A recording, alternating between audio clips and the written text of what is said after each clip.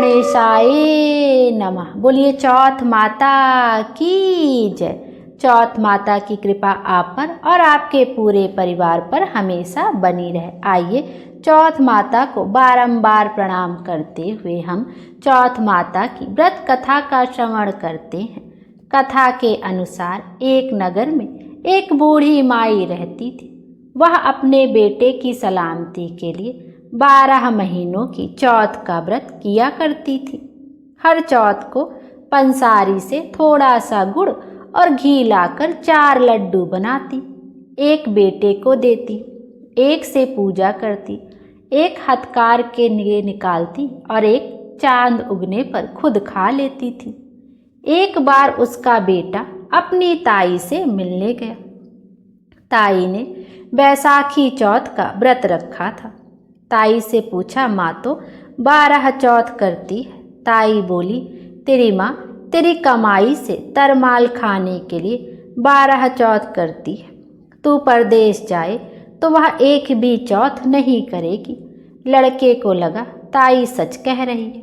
घर आकर माँ से कहा, मैं परदेश जा रहा हूँ, यहाँ तू मेरी कमाई खाने पीने में ही उड़ा देती है। माँ ने समझा कर रोकना चाहा पर बेटा नहीं माना। माँ ने उसे साथ ले जाने के लिए चौथ माता के आंखें दिए और कहा, मुसीबत में ये आंखें तेरी मदद करेंगे। वह आंखें लेकर रवाना हो गया। घूमते हुए एक नगर में पहुंचा। उसने देखा एक बूढ़ी माँ रोती जा रही थी और पुआ बनाते जा रही थी। उसने कारण पूछा तो बूढ़ी माई ने कहा, बेटा इस नगर की पहाड़ी पर एक दैत्य रहता है। पहले वह नगर में आकर कई लोगों को खाने के लिए मार देता था। अब राजा हर घर से एक आदमी दैत्य के पास भेजता है और आज मेरे बेटे की बारी है, इसलिए रो रही हूँ और उसी के लिए पुए बना रही हूँ। वह बोला, तू पुए मुझे खिला दे, तेरे बेटे की जगह मैं चला जाता हूँ।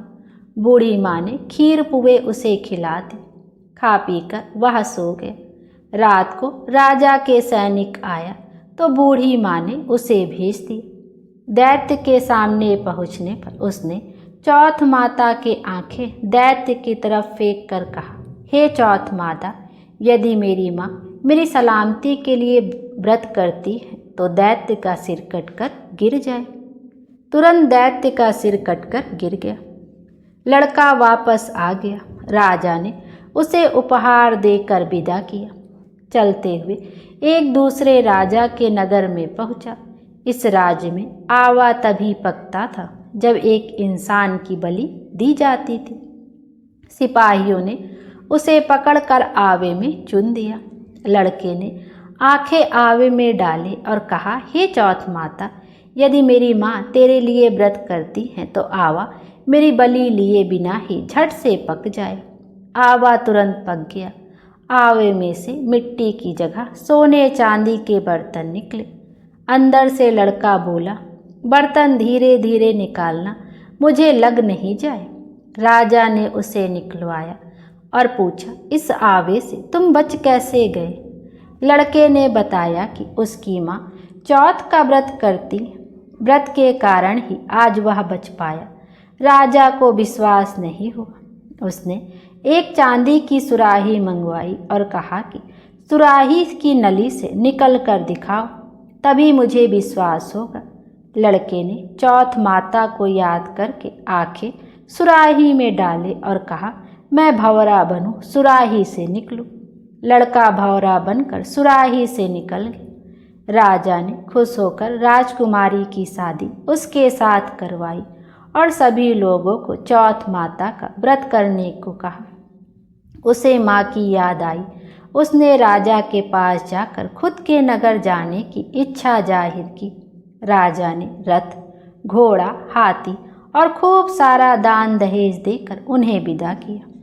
चौथ के दिन अपने नगर पहुंचा। वह अकेला पंसारी के यहाँ माँ का इंतजार करने लगा। सोचा, चौथ है तो माँ यहाँ जरूर आएगी। थोड़ी देर बाद लकड़ी टेकती हुई माँ आती दिखाई दी। बेटा माँ के चरणों में गिर पड़ा। कहा, माँ मैं तेरा बेटा हूँ, मुझे माफ़ कर दे। माँ ने उसे गले लगा लिया। लोग चौथ माता की जय जयकार करने लगे।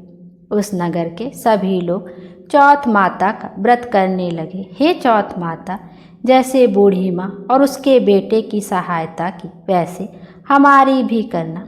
कहानी कहने और सुनने वाले पर कृपा करना। बोलो चौथ माता की जय। आइए अब चौथ माता की कथा के श्रवण के बाद हम संकष्टी चतुर्थी की व्रत कथा का श्रवण करते हैं। कथा के अनुसार श्री पार्वती जी बोली, हे पुत्र, अगहन मास में किस गणेश की पूजा करनी चाहिए?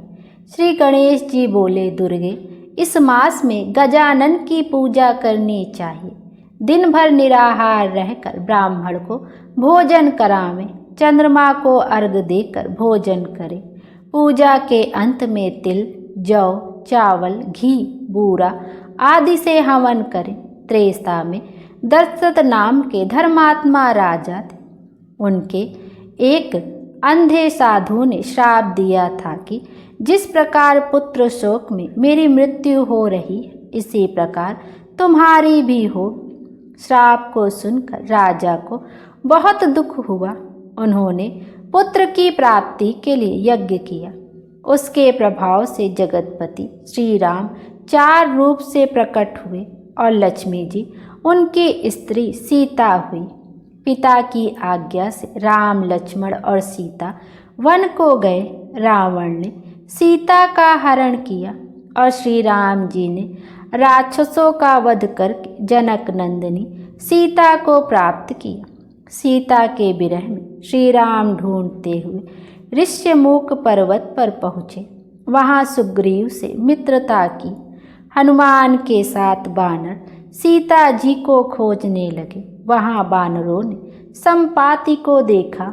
संपाति बोला, तुम कौन हो और इस वन में क्यों आए हो? बानरों ने सीता हरण तथा जटायु मरण की कथा कही। संपाति बोला, मेरा भाई धन्य है जिसने राम काज में अपना शरीर त्याग दिया। इस समुद्र के पार राक्षसों की नगरी लंका में देखो, वहाँ अशोक वृक्ष के नीचे सीता माता जानकी बैठी हुई है। मुझे सब कुछ दिखाई देता है। हनुमान जी इस कार्य को श्री गणेश जी की कृपा से कर सकते हैं। हनुमान जी, तुम संकट नाशक व्रत करो। श्री गणेश जी की कृपा से जगजननी सीता की खोज लगा सकोगे और क्षण भर में समुद्र पार चले जाओगे। हनुमान जी ने गजानन का व्रत किया और पल भर में समुद्र को लांघ गए। श्री कृष्ण बोले, हे राजन, तुम इस व्रत को करो और संग्राम में शत्रुओं को जीतकर अपना राज्य प्राप्त करो। युधिष्ठिर ने श्री कृष्ण के वचनों के अनुसार व्रत किया और राज्य को प्राप्त किया। गजानन के वचन सुनकर पार्वती बहुत ही प्रसन्न हुई और विचार करने लगी कि मेरा पुत्र जगत में पूजनीय तथा सर्वसिद्धि का दाता है। श्री कृष्ण ने कहा, संपाति ने दिव्य दृष्टि से लंका में वृक्ष के नीचे बैठी सीता का हाल हनुमान को सुनाया। श्री कृष्ण जी बोले, राजन, तुम इस व्रत को करो। उनके वचन सुनकर धर्मराज ने भक्तिपूर्वक व्रत किया और अपने राज्य को प्राप्त किया। इस कथा को सुनने से 1000 अश्वमेध यज्ञों का फल प्राप्त होता है और पुत्र पौत्र की वृद्धि होती है। बोलिए श्री महाराज की जय।